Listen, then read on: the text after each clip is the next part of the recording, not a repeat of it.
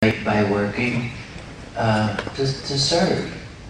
And it's really a wonderful idea. I think it's really the genius of Fethullah Gülen that he has been able to inspire so many young people, so many older brothers who will spend their time teaching and acting as role models, so many businessmen who silently, anonymously, really have been supporting what? Supporting this selfless service of transforming society. John gave a very good example in his own case of how he underwent a personal transformation. But let me just tell you one story of how a whole town got transformed. I was talking to a parish priest, a Catholic priest in my own country. I'm American, in Paterson, New Jersey. And Paterson is a city in New Jersey where really there's a lot of Turks, Turkish immigration in say in the recent last 20 years.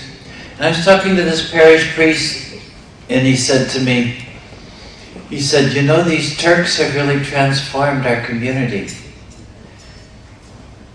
through their iftar dinners, through their cultural center and the programs that they have there, by going from door to door, delivering the Noah's pudding at the time of Ashura, by the trips that they are organizing to Turkey.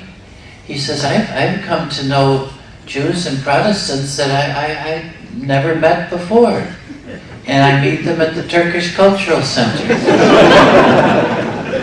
Well, I think it's really a good example of what can happen when you starting to think as a group of how you can transform society, bring people together, and you do it unselfishly. You know, we kind of chuckle when we talk about Noah's pudding, but you see people going from door to door giving out something. How much of the anonymity of modern life gets broken down that way, and most of us aren't ready to do it. Well, when people have motivation to do it, they do it, and it makes a difference. So during these days, what I thought was really good about the conference was we were looking at the thought of Fethullah Gülen and how it plays out in the Hizmet, in the community of his followers. And we were looking at it from a lot of different aspects, you know. Sometimes the sociological aspect, sometimes we kind of look at the spiritual aspect, the teachings of Fethullah Gülen. Sometimes we kind of see it in different parts of the world and how it's acting in Central Asia or in Turkey or here in Europe and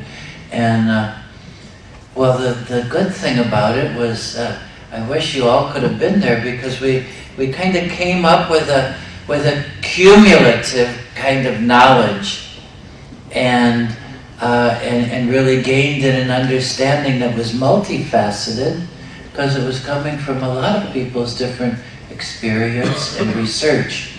So I'd like to congratulate the organizers of this conference for having the idea and for carrying it out so well, and by giving those of us who participated in it a really good example of what selfless service means. So thank you to all of them.